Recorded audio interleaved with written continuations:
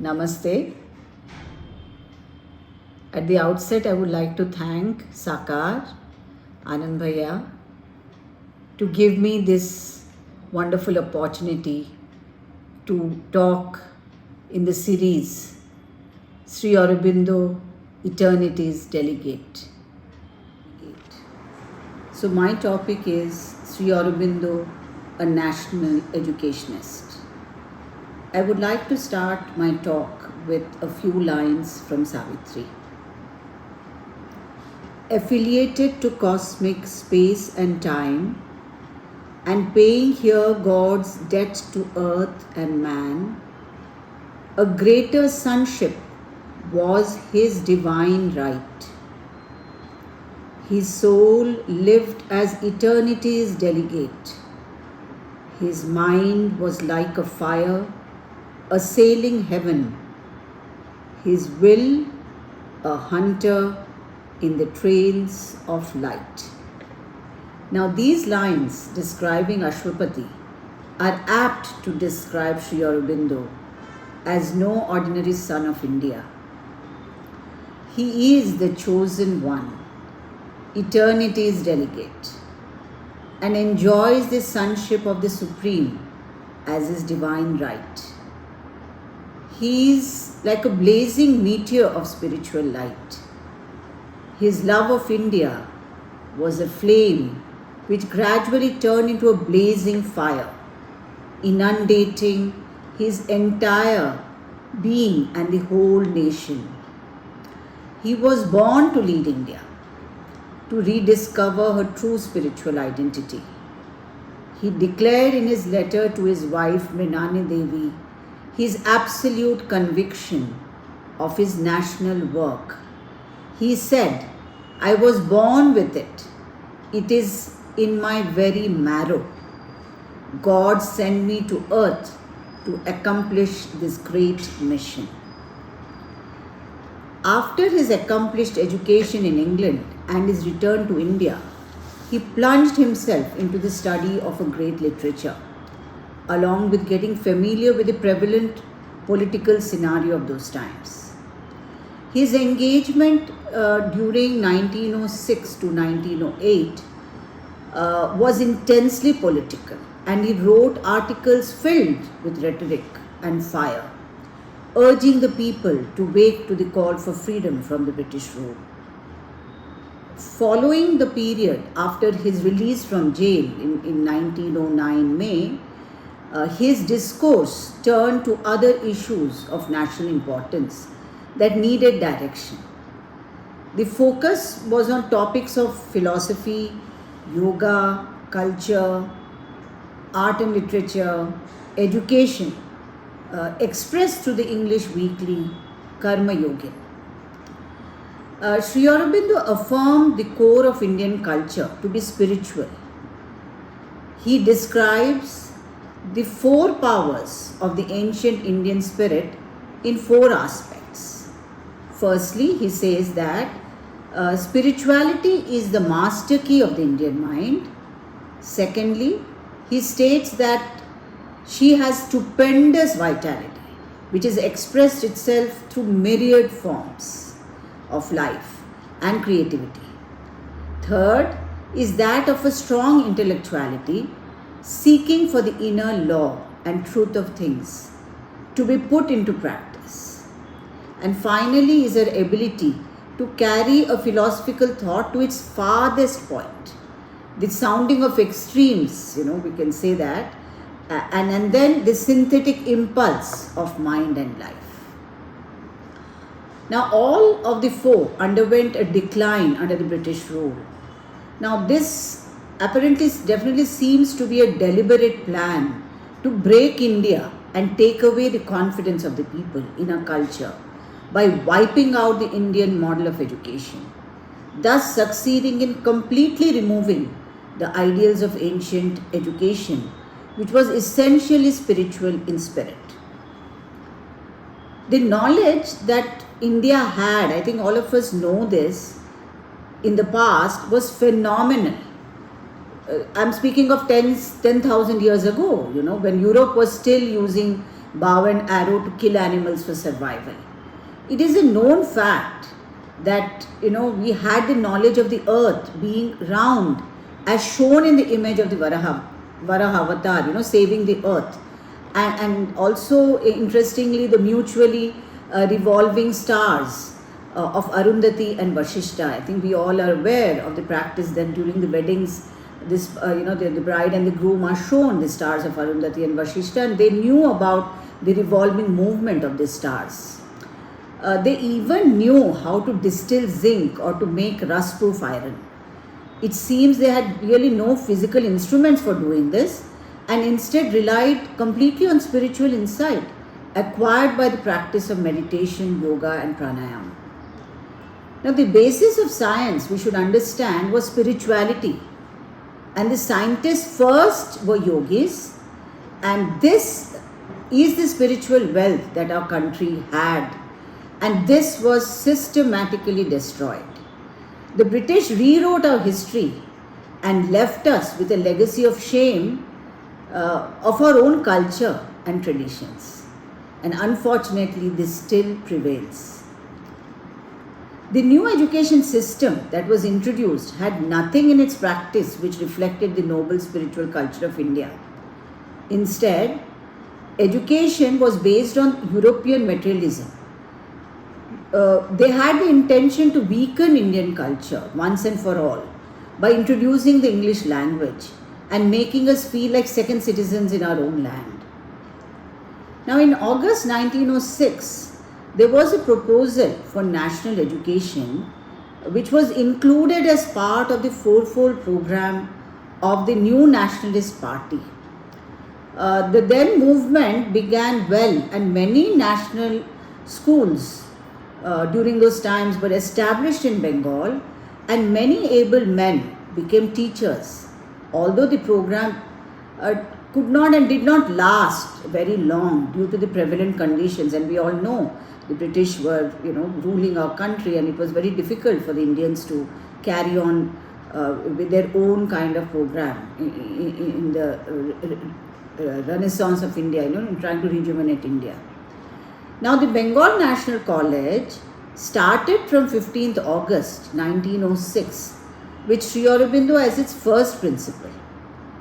Subodh Malik, one of Sri Aurobindo's collaborators, in his secret action, and afterwards also in Congress politics, Subodh Malik was a great admirer of Sri Aurobindo. He gave 1,00,000 rupees for the foundation and stipulated that Sri Aurobindo should be given a post of professor in the college with a salary of a meager rupees 150. But of course, there at that time it was quite a sum. But Sri Aurobindo had to leave his a better salary from Baroda, and he shifted from Baroda to Kolkata. So he was now free to give his whole time to the service of the country. Now, he attributes some reasons that the college was established. And what does he say? He says it was because he said that it was because they hoped to seat in the foundation the nucleus of a nation, of the new India, which is to begin its career after this night of sorrow and trouble. Now, Sri Aurobindo was a professor at the National College in addition to being a principal. He also taught various subjects, and he was admired and adored by students. And it is described thus: when he would lecture in the class, they would hang upon his lips. It is said even many professors came in to listen, and they found in his informal, unacademic way of teaching something which gripped their hearts, illumined their intelligence, and fired their imagination. He taught most by appearing to teach the least. His presence was an irresistible inspiration, and his soft, warm words, shot with flashes of intuition and insight, were evocative and quickening. Now, he resigned as principal in August 1907, learning that he might be arrested in the Bande Matram sedition case. And then the students and teachers assembled to record, the deep regret at his resignation. They were very sad and requested him at least to speak a few words of advice. And in every word of this, soul-stirring address by Sri Aurobindo is seeped the sense of nationalism and his total love for his motherland. And what did he say? He said, of course, I'm reading just a part of his very, very, inspiring, electric kind of speech that he gave to the students. The only piece of advice that I can give you now is carry on the work, the mission for which this college was created. What we want here is not merely to give you a little information, not merely to open to you careers for earning a livelihood, but to build up sons for the motherland, to work and to suffer for her. If you will study, study for her sake. Train yourselves, body and mind and soul, for her service. Sri Aurobindo spoke about the need for a national university in 1908. Now here we find the kernel of his ideas on the aims and ideals of national education. And how can we sum up these few points? This is what he states. There is firstly a need for a national education. Second, he said, it should draw and assimilate the best practices of the past, make it relevant for the present, and develop it for the future. And third, it needs to be indigenous and enable us to be self-reliant, to become innovators and heroes of India. Now, as a critic and the need for a national education system, he wrote a series of essays and articles under the Brain of India between October and November 1909 in Karmayogi. Now, he says the object of these writings was to indicate the nature and psychological ideas of the old system and point out its essential relation of cause and effect to the splendid achievement of our ancestors. Sri Aurobindo explores what consists of the essential foundation of the spiritual education. Now he wonders at what could have been, the great vision, the driving energy, the secret behind such great, gigantic intellectuality, spirituality and superhuman moral force, he says. In every field, whether it's literary or scientific or artistic, in public works, in engineering feats and achievements, just now I spoke about those. He says that there was a unique discipline. This is what he believed, that there was a unique discipline involving a perfect education of the soul and mind. It is not that we should replicate the manner of instruction. That was never Sri Aurobindo's intention, as was practiced in the old ashramas and universities of the past. Instead, more importantly, he said, we need to seek the ideals and psychological principles on which their education, the education of the past was based, which could generate such great creativity. Now, he attributes 3 causes for this creative effulgence. And the first, he says, is the practice of brahmacharya as an integral part of the educational process. Now, this is based on the concept that a human being is a part of the universe and is a receptacle of the universal energy. Now, to develop only the mind, as is usually done in any formal education, and presently in the present contemporary times, is a very partial and ineffective means of development. Now, we all know that the human individual needs to become the adhara of the infinite energy. This is in relation to, practicing the discipline of brahmacharya. So he termed this infinite energy as Shakti or Prakriti, permeating all creation. And the objective of the ancient education system was to focus on increasing this capacity, to receive and store this infinite energy. There was a detailed discipline that the student had to undergo, by which the channel to open itself to this higher energy could be cleared. And Sri Aurobindo explains, the more we can increase, the more we can increase and enrich the energy, the greater will be the potential range. The power and activity of the functions of our mind and the consequent vigor of the intellectuality and the greatness of our achievement. Now, we need to keep in mind that the practice of brahmacharya was not limited to only, as we understand, the physical abstinence and self-control, but it had a wider connotation that included all other areas of life, which involved action, a certain sense of reaction, to be restrained and to be able to sublimate our emotions. It is only then, so that the mind can emerge into a sense of, silence, a sense of self-reliance and self-discovery, and that could lead to the path of self-perfection. Now, this discipline is incomplete. Don't we realize this, that this discipline is in complete opposition to what is happening today in the field of education and life. What we witness, in the youngsters, in the youth, or in the children, even in the younger children of today, is a total lack of focus and concentration.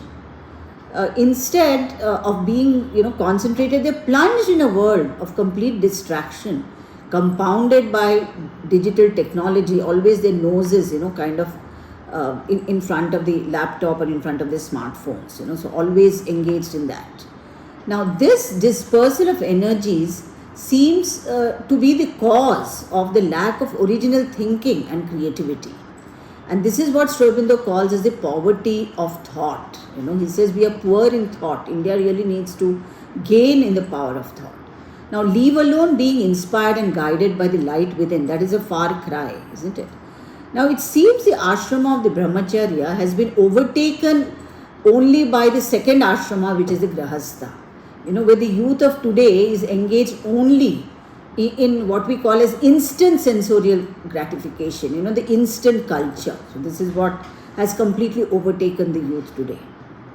Now, it is said that in ancient times, this period of brahmacharya lasted almost for 20 years, where all the pupils, without distinction of class, caste and position, would be treated equally, by the guru while living with him, and they used to perform common manual chores of tilling the fields, maybe tending to the cattle, taking diksha, etc. Isn't it? We all know that how they used to live like a family. Now, it was a life of joint prayer and conquest of knowledge. But we should remember that the teacher was no ordinary instructor. He was a guru, a guru who was inspired, who inspired the children, the students, by his own example, his own wisdom and character. He kindled, as we can say, he kindled the inner fire of aspiration to progress and master oneself. Now, this, of course, again is a very far cry from the role that the teacher performs today in schools, or for that matter in colleges and universities. But very compassionately, I remember that Sri Aurobindo mentions in another essay that we can substitute this whole concept of the guru with what he calls as, the wise friend, guide and helper. Now, this leads us to the second feature, which is the view that, the ancients based their educational discipline, and this is that all knowledge is within, and has to be evoked by education rather than instilled from outside. You see, the pupil had to be guided to access that source of illumination. The teaching was, not instructional as it is today. The teacher was more an observer, a facilitator, a helper and guide. And Sri Aurobindo elaborates in detail about the process of enabling the student, what he has called as the triple method of firstly repetition, second of meditation and discussion. You see, so the repetition, as he calls it, of what he says as avriti, here is not mechanical as in rote learning in the present times. In fact, it enables the meaning, or what we call as artha, to be evoked through the word, through the shabda. So these are the three words that he uses. And then, of course, he continues to say that the vibrations of sound would invoke the inner sense. And this had to be internalized, because importantly, then this will make possible that through meditation, through dhyana, the meaning will start surfacing. You see? So Sri Aurobindo actually gives an example of an interesting and often we have experienced this of us, dwelling upon a text because we don't understand it in the beginning. So it's until suddenly the meaning kind of suddenly surfaces. After us being a little silent and keeping ourselves very quiet and silent, the meaning starts slowly surfacing up. But this of course is quite different from that of rote learning, carried out today, which is a senseless repetition. So instead of it leading to an opening of the meaning of the shabda, of the litany, it is purely very, very mechanical. But so what Sri Aurobindo cites is something quite different. See, so the Guru also, this is the third part, that the Guru also had the knowledge of the soul's growth of the pupil. You see, and the Guru guided the student to walk the road of perfection in line with his own nature, with his own swabhava, as we understand the term to be, which leads us to the third cause, third reason, I should say, for the genius of Indian creativity. And this the swabhava is understood in the context of the three gunas, or the three principles of nature. Now, according to the Hindu view, man is constituted of all these three gunas of sattva, which consists of knowledge and comprehension, of rajas, which is passion and action and energy, and tamas, which is ignorance and passivity and resistance to change. Now, each of the guna varies in its dominance and influence of an individual's thinking, feeling and action. Now, the main task of the teacher is the removal of tamas. That's the first step. And then what follows is the disciplining of the rajas. And that is the awakening of the sattva. And again, coming back to the present day education, how do we apply this? How do we apply this concept? Now, this can be applied and this can be connected and related to Sri Aurobindo's second principle of teaching, that we need to consult the child's mind. So this concept can be applied in understanding the child's nature, his temperament or inclination or the line of his growth, of his passion, of his development. And the teacher can guide the student accordingly, the child on that path. And education should ensure, and hence it's very important that education should provide for a holistic training, both to use a modern kind of examples of both addressing both the right and left brain faculties, through an array of physical, aesthetic activities other than the academics. And this should be followed by providing as much as a range of options to select from, as a choice that should be open for the students to kind of opt for. Now, this process would give scope for the individual to walk the path of his or her own calling or her own passion, which is in line with his or her own swabhava. Now, apart from stating the sound psychological principles of education in ancient times, Sri Aurobindo refers, to a couple of other problems which is prevalent in education not only during his times, and it's very much valid even today, problems prevalent in education during the present system, at this point of time. And what are these? So he says that the practice and all these practices of which he mentions in great detail, he writes in his essays compiled in a system of national education, which was published and printed in 1919 and 1920. Now he cites the problem of the students being heavily burdened, with many subjects, as they are now as well, and the studying of many books, while actually the range of study is pitifully narrow, and the number of books read by the students being miserably low. But I'm even sorry to say, even as teachers, the scope of really study other than the subject is very minimal. And the reason he attributes, one of the main causes of this, he says, is the imparting of snippet education. This is a term that he has used in his essay, and he calls it snippet education. And what is it? It basically means, learning of subjects back to back, from one period to the other, how the child has to constantly shift his attention from one subject to the other. And this is something which Sri Aurobindo never really approved of. And this lapse in the system of education, unfortunately, still continues even till today. So the various subjects are taught, as I said, just back to back. And in this, we can replace this. We can use new methods and strategies, and we need to replace this practice through other means, like we can speak about the project methodology. We can speak about extended periods for one subject. We can even try to reduce the number of subjects learnt in one day, isn't it? Now, the other observation that he made was that the education was imparted in a foreign language, which was not even imperfectly mastered. I'm talking of those times when the student was called upon to learn in that impossible medium a variety of alien and unfamiliar subjects. Now, he gives a lot of thought to this, that learning in the vernacular, especially during the early years, which is now being encouraged, and even the NEP 2020 speaks about it, it proves to be more effective in grasping basic concepts for the child.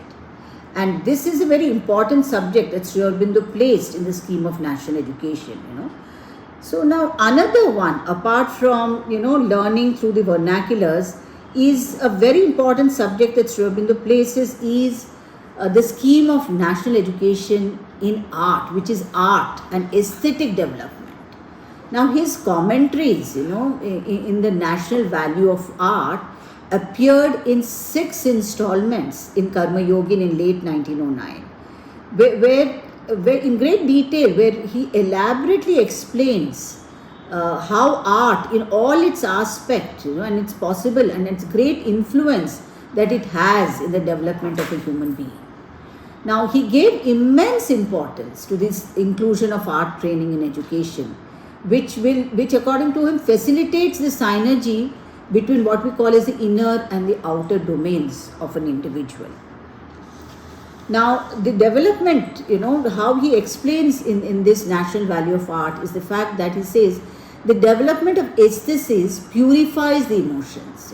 This is the process of catharsis, as we know, as we kind of can understand it by, because both the left and right brain activities, need to be developed, or else it results in a very lopsided growth, again very much visible and evident, in the personalities, lopsided personalities of the youth today. You see, but importantly, it is essential because you see, this kind of the inclusion of art is food for the soul. It nurtures the soul by cultivation of the eye, which refines and sublimates the emotions through the visual and performing arts and literature. Now, the liberal arts, you see, including history or religion or philosophy, all of these contribute and focus on what we understand to be as the perfection of national education and the general diffusion of a broad-based human culture. Now, the celebration of Indian art, that is what again I said, Sri Aurobindo was very much, he gave a lot of importance. He said this has to be regenerated, and that kind of an inclusion will serve as a means to connect with the soul of the nation. And he greatly appreciated the Indian nationalist movement spearheaded by Abanindranath Tagore, during those times, he and his school and his other great artists. And it's and he said it had far reaching effects in the sphere of intellectual, cultural, and religious resurgence. And he saw arts as one of a very important medium of uplifting the national life to higher expressions. So, today, I shouldn't say today, but since last 2 to 3 decades, there has been this, obsession in the field of education for STEM subjects, isn't it? What we call as the science, technology, engineering, mathematics subjects. And the STEM approach to education, you see, has been on the rise since last, as I said, 3 to 4 decades. And then, since then, has been very much overvalued till recently. And now the academia is acknowledging, it's slowly beginning to acknowledge the importance of liberal arts as a means to meaningfully, what we say, develop the whole person. And what does this do? The fact that it develops the whole person and it aims at human excellence, both personally and as a member of society. And this is something which slowly is being acknowledged in the society. And the key ideas and principle of ancient Indian education introduced in the brain of India, have been dealt more elaborately. Just now what we spoke about, what Sri Aurobindo said, has been elaborately and in detail written in a preface on national education and again essays under a system of national education, which was published in the last 2 issues of Arya in 1920. And but why is it that Sri Aurobindo wrote about a national education, even before India attained independence, so many years before independence? And maybe it is for 2 reasons we can think of. The reasons might be probably because both he and the mother had foreseen India's freedom much before it happened. In fact, Sri Aurobindo is supposed to have spoken to a journalist before he left for Pondicherry in 1910. And he was very clearly, he mentioned to him saying that he is assured of the freedom of the country and hence he has to kind of, proceed for a different work for the entire humanity. And secondly, probably it might be that he believed and very strongly believed, because that's the way he has expressed in his writings, that a great part of the revival of Indian culture would depend, on what we call, would depend on its educational system. So hence for educational system really has to undergo a kind of a change, and he was able to foresee what those possible, kind of changes should be under a national education. So in a preface on national education in 1920, he cited the situation of India being under the British political dominion, and hence, one of that being one of the main reasons, subjected to the imposition of a completely English and a European consciousness and education, which was very much clashing with the Indian mind and culture. So he felt the urgent need to deliberate on a national education which could augur in a sense of a renaissance of India and her culture. Now he felt that, the urgent need of, as I said, bringing in this whole new concepts of what should be made part of the national education.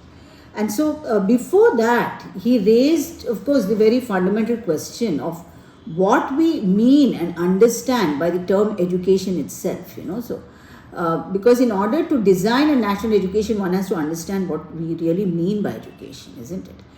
So then he had a consensus that, he felt that the existing schools and universities of those times were all, really denationalizing and impoverishing the education then, and whatever they came up with was insufficient to design a national education. So, and he said it wasn't even sufficient, and he felt that the new kind of, practices that they introduced during those times.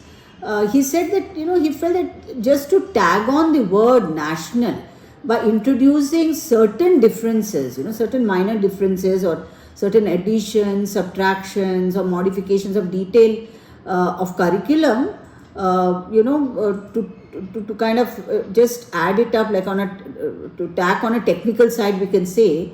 Also, if we think that a mere resuscitation of some past principle and method and system, as he calls it, that prevailed in India, could do the needful, was something completely, mistaken, as he said.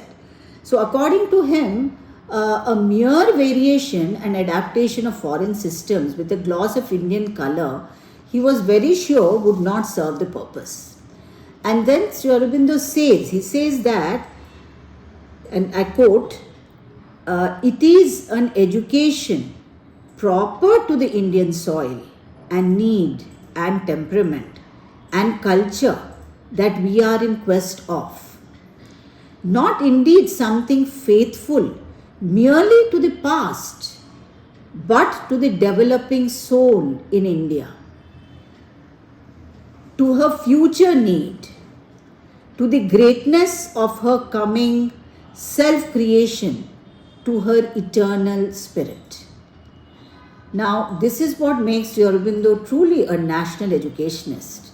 His very assertion to found national education, firstly on India's own ancient educational psychological principles of body, mind and spirit, and then to be informed and be open to foreign, to be open to foreign ideas and culture.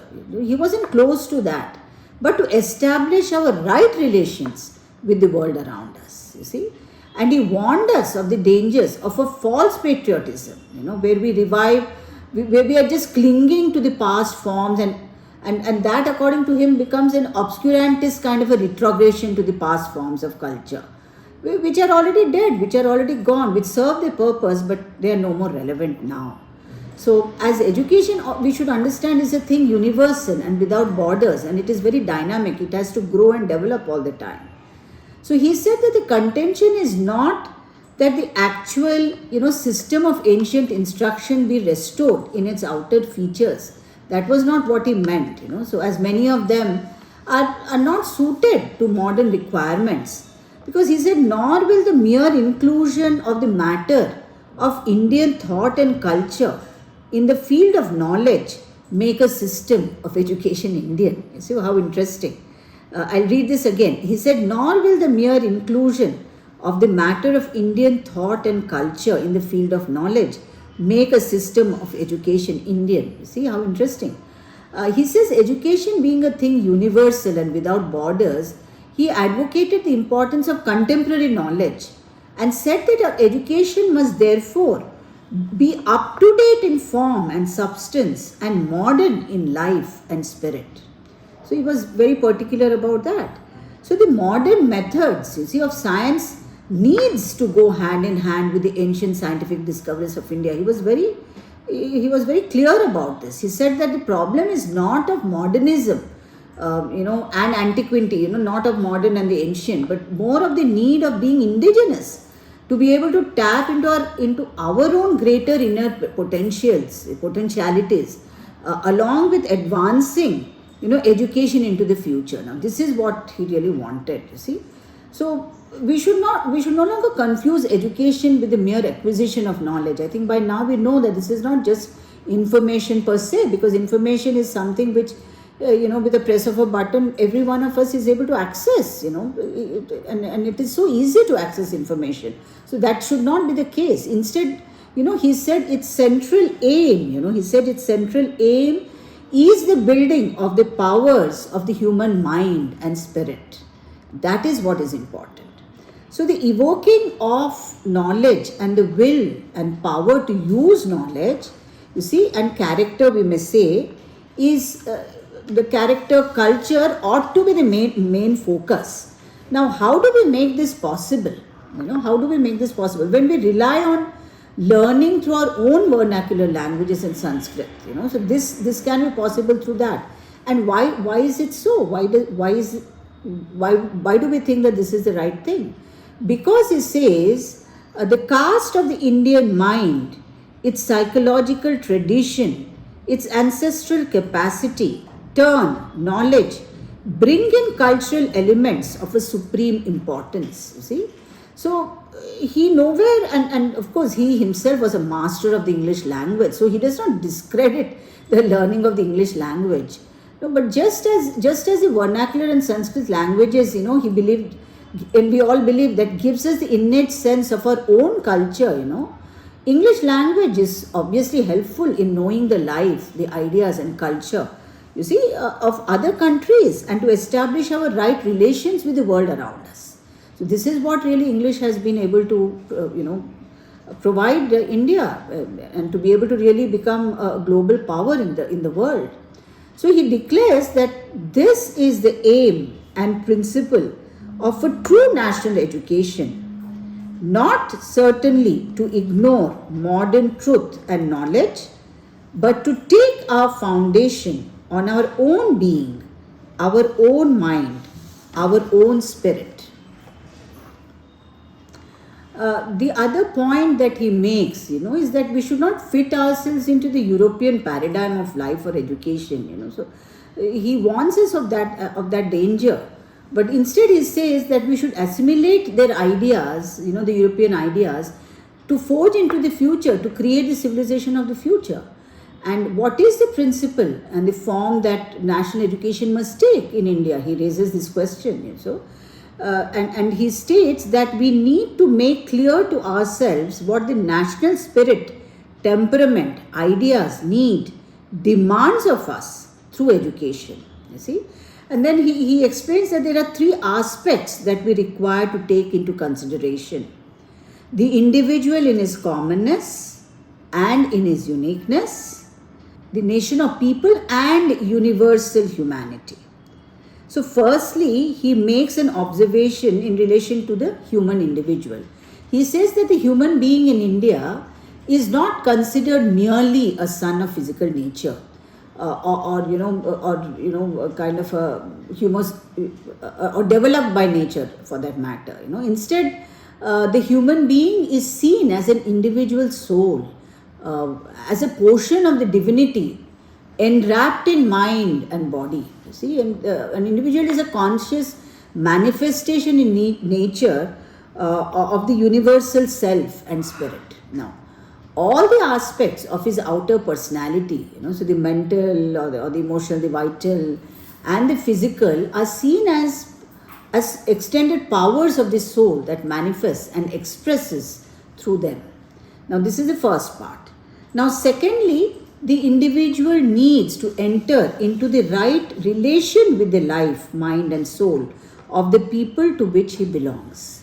So India always considered that the India is not just as an organized state, and that is what Sri Aurobindo brings forth through his great writings during this period of 90, when he comes to India and he becomes a journalist. But as a living Shakti, and he says that India is a living Shakti with her own Swabhava and Swadharma, which embodied in its intellectual. And how is this embodied? It's embodied in its intellectual, aesthetic, cultural, dynamic, social and political forms and culture. So this is the second aspect, that we should treat our country as a living Shakti. And thirdly, the individual must also be connected globally with the mind and soul of humanity. The concept of the world should be in line with our ancient concept of the universal manifesting in the human race, in a process of constant evolution.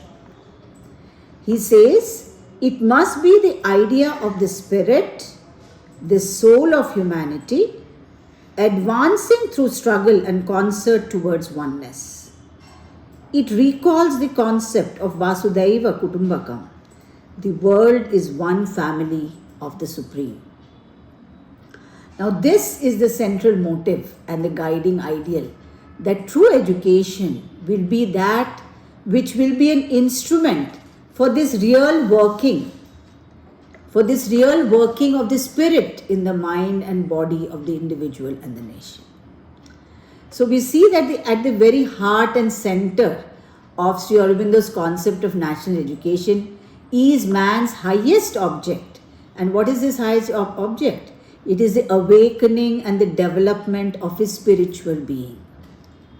Now he declares, these are his words, to live for God, for humanity, for country, for others, and for oneself in these must be made the ideal in every school which calls itself national.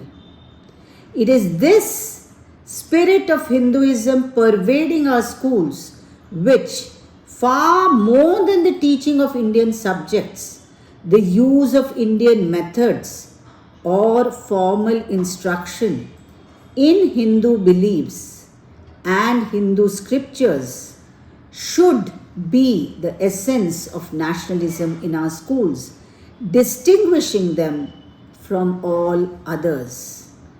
This is really, at the heart of what I would like to share with all of you today, and that's why I would like to read this one more time. He says and he declares that to live for God, for humanity, for country, for others, and for oneself in these must be made the ideal in every school which calls itself national. It is this spirit of Hinduism pervading our schools which, far more than the teaching of Indian subjects, the use of Indian methods or formal instruction in Hindu beliefs and Hindu scriptures, should be the essence of nationalism in our schools, distinguishing them from all others. So I think all the schools, all the education institutions must really be able to, receive this great message of Sri Aurobindo. So Sri Aurobindo further elaborates through a series of essays, as I just now, mentioned, in a system of national education, the general principles of a sound system of teaching, where he again goes into great detail and he mentions at length the best methodologies and practices for giving shape to a national education. And some of the important points I've been able to summarize are, of course, we begin with the 3 principles of teaching, which is very well known in the education schools. The second he speaks about is the training of the powers or faculties of the mind instead of a mere acquisition of information. Third, to discipline the moral nature through personal example, suggestions and facilitation, and not by interfering or imposing.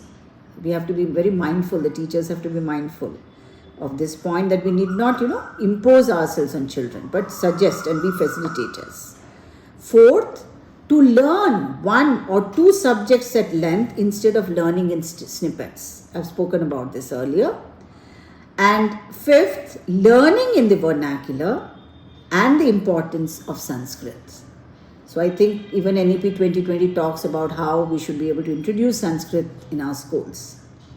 And last but not the least, to be able to have, to ensure that schools have sensorial and aesthetic development. Now to conclude, Sri Aurobindo's, so these are Sri Aurobindo's educational concepts which have inspired, their application in the present modern educational systems to a certain extent at least. And again, we see this being reflected in NEP 2020, but needs to be implemented more thoroughly and effectively to make the educational system in India truly national in its principle and practice. So let us all make an attempt at doing this. Thank you very much.